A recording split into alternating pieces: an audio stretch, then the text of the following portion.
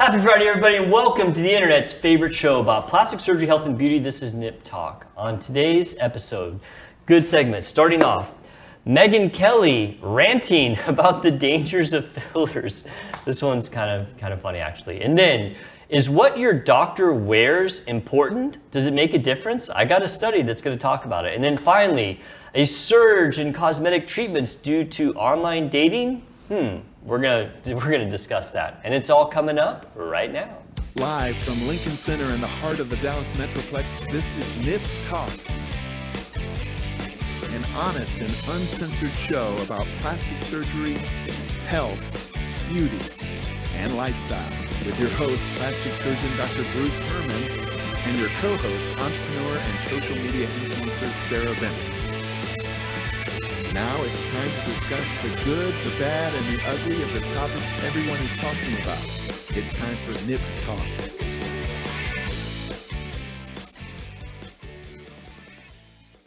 Welcome back, everybody. Thank you guys for tuning in. Sarah and I were just laughing about the intro. I felt like that wasn't my best effort, so sorry about that. I promise next week I'll do better. I'm your host, plastic surgeon Dr. Bruce Hermann, and with me is Sarah. As always, hello, Hi. Sarah. How's it going? It's going pretty well. Travis in the box. What's up, my man? Hey, how's it going? How's that brooch collection coming? Have you added one yet? You know what? I went antique shopping over the weekend. Yeah? And I have some brooches that I purchased. Dude, I need to see him, man. Yeah, from we got to the get 60s. together. We'll have some beers. We'll like compare our brooches. Come on, man. Let's do I feel like you probably. I haven't gone yet, so I feel like. Sarah's face for some reason frowned up when you said compare our brooches. I don't understand it, but I guess we'll figure it out. Oh my gosh. So, spring break coming up. Sarah, you said you're sticking around? Not going anywhere? I'm not going anywhere, yeah. Travis, I guess Travis is in that age where he doesn't do spring break anymore because he doesn't have kids, but he's obviously out of college. Yeah. So he's like, why do you talk about spring break? Spring break has never really been my thing anyway. Really? So yeah, I just probably just Yeah, stay because you put. don't like to swim and stuff. You don't like to do like... I mean, you ain't gotta swim during spring break. You can go like explore like Yeah, I'm different not- cities and stuff. I know, but like most of the time when people do spring break, Right, they're I like, was by water. Yeah. that's true. I Like, don't like to. I don't know how to swim. we've been doing Yeah, the mountains for the I last few know, years. but I just know, but you don't like it though. I don't That's like not being your by the vibe. water. That's true. That's true. The mountains sound good though. So Trey, you're not going to be going on would you go on a cruise? I don't know, man. I don't even think cruises are not my thing. Have you been on one? I like them, man. They kind of like that sounds really nice, and then whenever I was on a cruise, You didn't I was like just it? like sitting there, and I was just like, this is weird. I just think about the Oof. Titanic. Like the cruise seemed fun, but if it sink, yeah, I think I would still have a blast. I wouldn't be able to think about it. I think they should play the Titanic every day if you're on a cruise. It should be in the On a movie cruise. theaters. Yeah. Like a Totally movie true. at the movie Dude, room. We did a cruise to Alaska last year. My wife was yeah. talking about the iceberg, and there were icebergs. There was literally icebergs out there, but they were not big. I Sure. didn't feel like we were in danger. But Terrible. anyway, so we're heading to Colorado tomorrow. I'm gonna do some snowboarding. Hopefully, I come back with all my limbs intact. Shut up. Stop What? saying stuff like that. Oh. Yeah, I've been trying this new thing where I snowboard both directions. I think I talked about it last year. I'm getting better, so I'm hoping this year will be my You year. mean with like one foot like right? Yeah, so and historically, then- I always would snowboard in one direction because that's how it was when snowboarding first came out, and then bidirectional became a thing, and I never tried it, and the last couple of years I've been doing bidirectional, and it's hard. I almost said a bad word. It's actually really hard, but I'm getting better. It's like I've never almost done any of it, so I know it's supposed to be hard. Yeah, it's I know like- snowboarding's it's- harder, supposed to be harder than skiing. It's definitely harder, but it's like learning all over. Anyway, I'm gonna see how I do. I'm excited to find out. So, all right, well, let's move on to some segments. You know, we did a segment about this girl not too long ago. That's probably been a year or two. So, former Fox News host Megyn Kelly was hitting the news again, ranting against fillers of all things. So we did a segment about Megyn Kelly, I guess a year or so ago. Remember when she got in a fight with Aaron Moriarty of The Boys? Like, you remember that? Maybe you weren't here for that episode. I thought you were. Aaron Moriarty is Starlight from The Boys, like the superhero one that I love so much. Oh, yeah. And she got like buccal fat removal, and like Megyn Kelly like roasted her like Oh, on yeah, social yeah. media, and I Aaron remember Moriarty that got now. like really upset, and they had this like thing. Anyway, so Megyn Kelly's back out there talking about plastic surgery. So on her show, so she has a pretty big podcast, she went on this kind of rant about fillers. And I brought the video for everyone to see. Travis, roll that video. Message to my fellow women. It is okay to have lines on your face. It's fine. And honestly, like I'm big on Botox. I've told the audience that I am very anti-filler because all it does is make you look bloated and kind of fat. I'd much rather have these lines here. I really would. Just they're lines. They're lines because I'm 54. Lines come on your face when you're 54. You can do something about the ones up here. You can't do much about these, and that's fine. Might as well let them come instead of make yourself look weirdly fat and bloated on an otherwise stunning face. Sorry, we were Being immature. Yeah, we were being inappropriate. Okay, what do you guys think about her rant about? You guys know a lot about this, don't you? I agree with her. You do agree with her. You're anti-filler? I mean, some people get them and they look okay, but I feel like for the most part, it's like they get them and they continue to get them, and then they start having that pillow face look, and I just don't like it. Trey, Megyn Kelly, she on point here or no? Yeah, I guess so. A little bit. I guess so. Yeah, I think I like the opinion. I'm on the fence. I'm neutral because I think she has some points, and I think other parts were not as great. So I do think she's been a little hypocritical, honestly. Because she gets Botox? Yeah, because she's like, it's okay to have lines on your face, but I go get Botox every 4 months. I mean, that's completely contradictory. I mean, if you want to like be that person that's like, oh, it's totally fine to look old, don't say you're out there getting Botox. I mean, that's, I don't know, I just, that kind of like irked me a little bit. Yeah. And the part where she said she's anti-filler because it makes you look bloated and kind of fat, which that made me chuckle.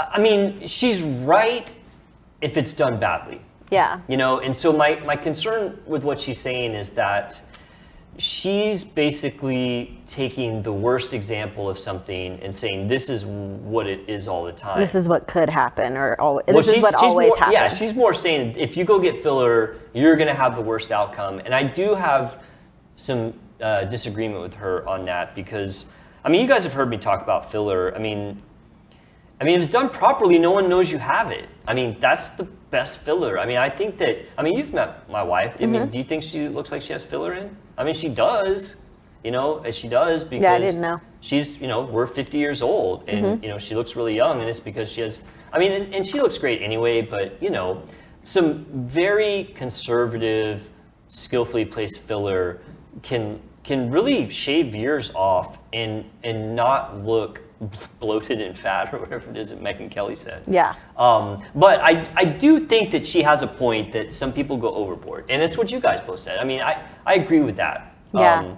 And she said I don't think filler makes you look fat. Honestly, that's what she was saying. I think it makes you look unnatural. You know, I mean, when we see people that get filler and we're like, oh, that person's got bad filler. Specifically in their lips. Yeah, they don't look fat. They just look like unnatural. Like, remember Madonna? I wouldn't say Madonna because they get it. I feel like they get it like right here because they want their cheekbones to look really high, but then they end up like. Right. It just look if you look like aliens. If you take it too far, it's just problematic. And then she also said that you can do something about your forehead lines, but you can't do anything about the. So she was pointing at her nasolabial folds, is what she was pointing at. So it's like mid-face lines. So. Is that where you usually get filler? It can be. I mean, yeah, it's a really commonplace because as you age and your face starts to fall, these lines become really noticeable. You know, I mean, in really, really young people, they're not that noticeable. I mean, for you can barely see them. For me, you can, barely see them. But for some people, they're more noticeable. And the filler actually is pretty good at just at contouring it a bit so they're not so noticeable. Yeah. You know, and that's the one place where filler is not really noticeable at all. You can get a lot of filler in your nasolabial folds and no one will really know. It's when people get filler in their lips and their cheeks, that's when it's really noticeable.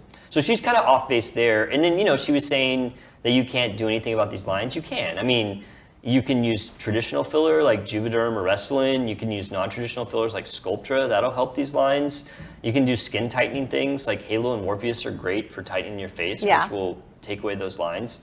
So, I mean, she's just wrong on that one where she says, oh, you can't do anything about this. You can, and it can look totally natural. So I got some beef with you, Megyn Kelly, because you're generalizing. Doesn't she have strong opinions about everything? That's why she has a show. I mean, yeah, she does. She does. She's probably doing this just for the clicks. And I do agree with her about Botox. If you want, and I'm not saying everyone needs to go get Botox, but if you want to stay looking young, Botox is basically the lowest hanging fruit for doing that. Yeah. Because it takes away these lines here and here and here, and those lines make you look older. So I agree with her on that. I do agree with her that too much filler is a problem. We've talked about that in here. We've talked a lot about some celebrities that went overboard. Mm-hmm. And, you know, that's not necessarily a good thing. I think if you get filler and it's done conservatively and it's done by someone who's skilled, it can look amazing. So I wanted to just kind of, you know, disagree with her on that. I feel like it's like the people that get this things that looks unnatural are also the ones that are like, yeah, they're doing like all the things. Like doing too much. Like they're doing buccal fat, they're doing their cheeks, they're doing all of it. And that's why Megyn Kelly's kind of going off on a rant here. I just wish she was more balanced. Wasn't Fox News fair and balanced? Isn't that what it's supposed to be? Right? I mean, that wasn't fair and balanced. That was her just like I thought that was talking just her crap own about show. filler. There was no balance there. I mean, I guess she's not on Fox anymore, but isn't that on her? Should she have like a little podcast? Yeah, it's apparently pretty popular. So, I mean, I don't dislike her. I just had beef. She's got those opinions, those big ones. All right, let's recap this real quick, Trey. So today we're talking about Megyn Kelly on her show, went on a rant about how bad fillers are. And I was a little in disagreement with her. I think she has some good points. I think she's been a little hypocritical. She was saying that, oh, it's okay to have lines on your face, but also I go get Botox every 4 months, is what she was telling everyone. But she went on this rant about fillers and saying that if you get them, you're going to look bloated and you're going to look fat and all these crazy things. So I do disagree with her. I've always said that the best fillers are the ones that nobody knows you've had. And if you get fillers done conservatively and by someone who's skilled, no one will know you have them, but they will make you look younger. But she does have a point that if you take fillers too far, you can start to look unnatural. And we've actually talked a lot about that on this show and had celebrities that were like, oh my gosh, they just went too far. So I think Megyn Kelly had some okay points, but I do have some beef with her, because I don't think she was fair and balanced, and I think that that's one of the things that show says that they are, or maybe it was when she was on Fox. I don't know. I can't remember. So. What age would you say that people should go start doing like fillers for aging for stuff? Aging, not lips. For lips. Not for lips. Okay, so I would say the common ages is in the 40s. Okay. You know, if you're getting maybe in the late 30s, if you have genetics that are not favorable, but 40s is probably the most common. Gotcha. And I don't want to say anyone has to get fillers. Because these days, it's like the youngest, like really young girls are wanting filler in their lips and filler right here. Lips are totally different. Because like honestly, an 18-year-old could get lip filler, and if it's done properly, it could look amazing. Yeah, for sure. But properly is the key word. So, all right, let's move on. I think this is a pretty interesting topic because I've actually thought about this one a lot. And this is a topic about, is it important how your doctor dresses? How they dressed, is that important? So I'm gonna ask you guys first. Have you even thought about this? Do you care how your doctor dresses, Sarah? Do you have a preference? I mean, I guess most of the time it's like they're either wearing scrubs or I guess some of my doctors have worn something fancier, like business attire. Yeah, business attire. Yeah. Men usually wear like like slacks and like a button up or something, and like their lab coat. Do you have a preference? No. Do you have a preference if they wear a white coat or not? You can say no. I mean, no, I don't. I mean, okay. I don't know. Like Avery's doctor wears a white coat. What do you think? Do you go? I don't really mind how they dress. So we had this conversation around the office I think maybe like last week or so. You did about doctors? Yeah, about doctors and how they present themselves. Interesting. Like, would you let a doctor with a mohawk work on or operate on you or something like that? It was something along those lines. I sometimes have a faux hawk. I mean, sometimes I get a bee in my bonnet and I do the faux hawk. I don't think there's anything wrong with it, honestly. Thank you. I'm glad you approved my faux hawk. I don't have a preference when it comes to the white coat. So it's been shown that improved patient experience and better doctor-patient relationships are associated with increases in patient satisfaction, increases in adherence to treatments, and better outcomes. And so the question is, does physician attire affect the patient experience and or the doctor-patient relationship. And I have to give a shout out. Thanks to Dr. Elliot Servas, who's a cardiothoracic surgeon. He actually posted the study that I'm going to talk about. And thank you for posting it. I thought it was very interesting, Dr. Elliot Servas. So there was a 2018 study in the British Medical Journal, and I have a pic of that study, as always, so you guys can look at it at home at your leisure, which looked at patient preference for doctor and surgeon attire. And I have to say, I was a little surprised at the outcomes because I have thought about this personally, and I'll just jump into like what I think, which is wrong according to the study. I've always felt that like a white coat kind of I've always thought if you wear a white coat, one, some people makes them nervous.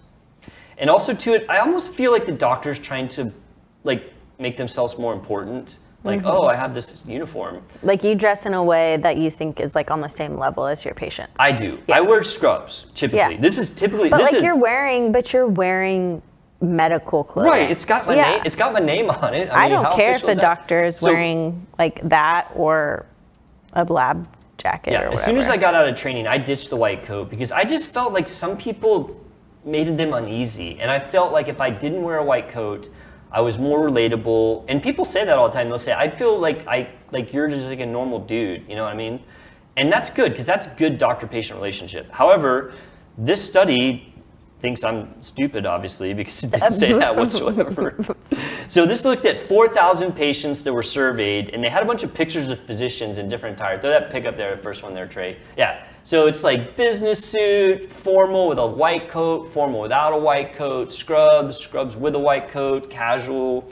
And they asked them if they preferred one over the other and what they felt like as far as, is the person in the picture knowledgeable looking, trustworthy, caring, approachable, comfortable.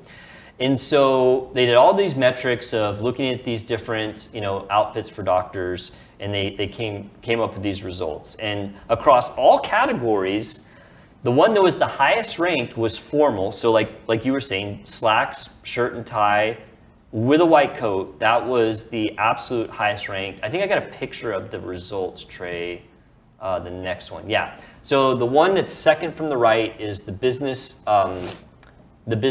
attire with a white coat. I will say they're all pretty close. Like there's not one that they hated outside of just casual. Like I guess that's wearing a wife beater or a tank top or something. I'm not sure what they meant by casual.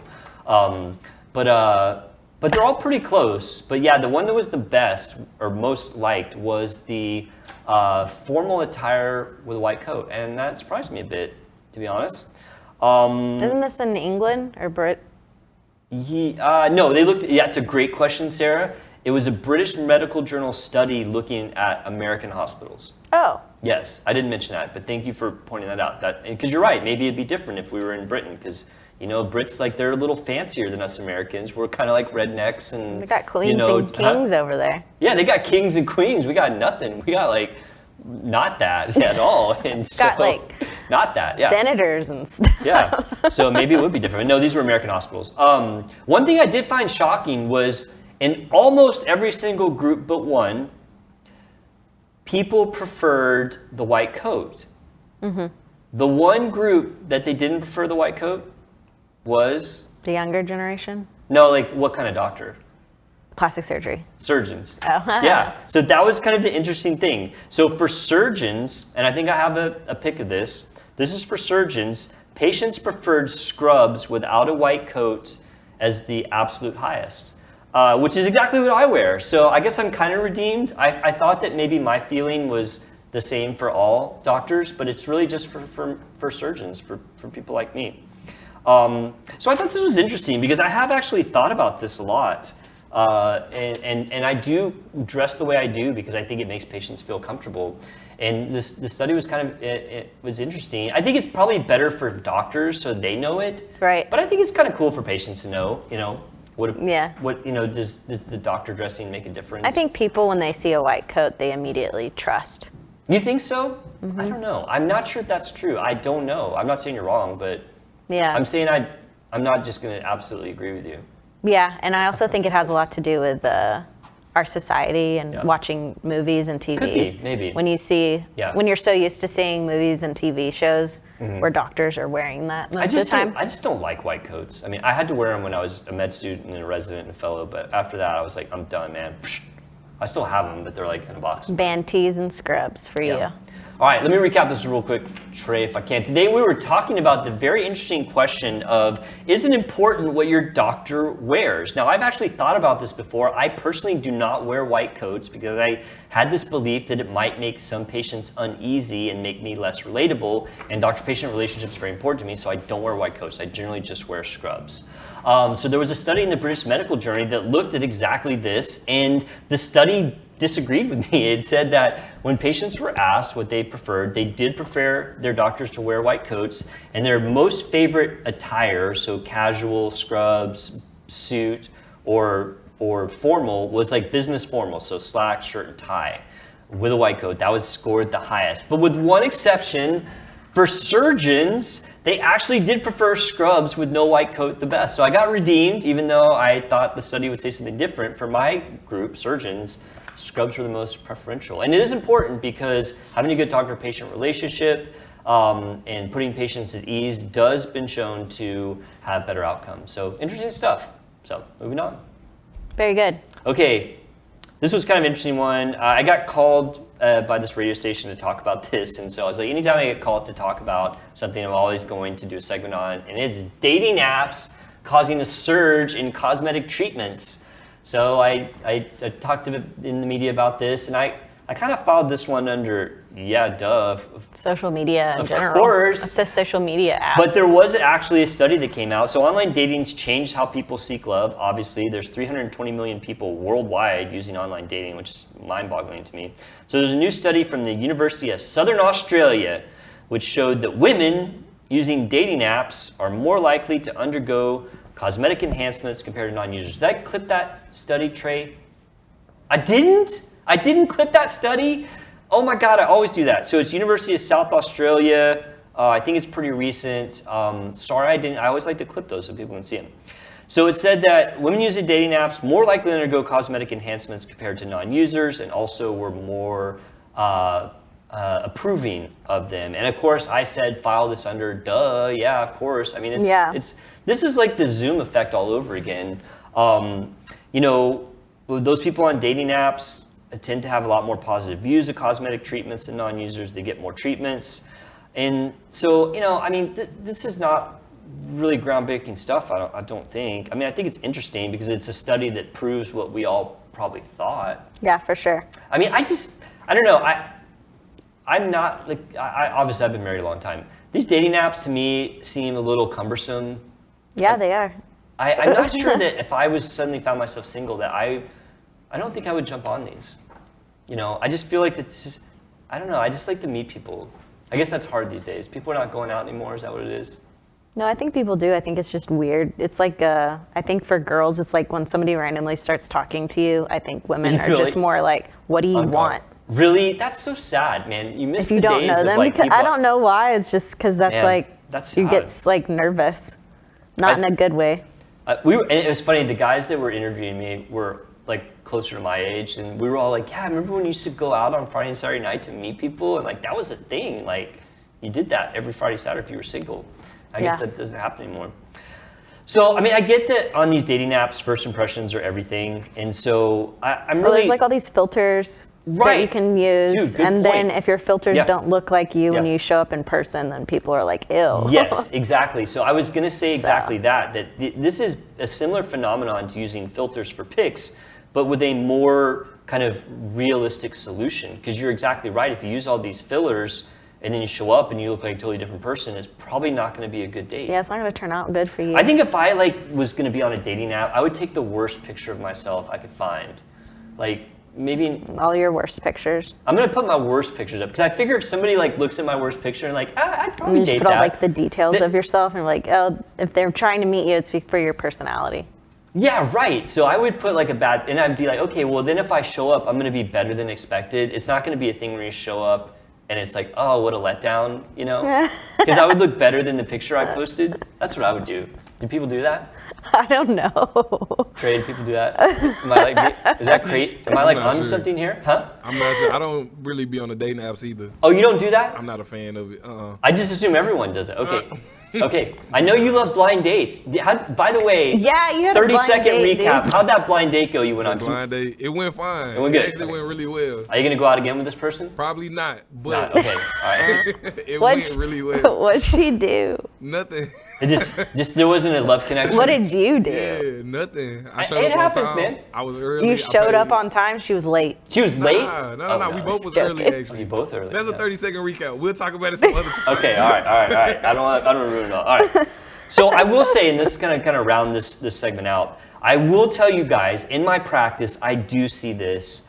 Not every patient tells me why they're seeking a procedure out, but they commonly do, because I could like and to talk to they're people. like, I want to look like this filter. No, but what they will commonly say is, I just got divorced, I just split up with my significant other, I'm getting back out there in the dating pool, and I want to do this just to put my best I want some presentation fat forward. lips. Whatever, I mean, it could be anything. You're right, so like the most common things that these people are using are Botox and fillers, yeah.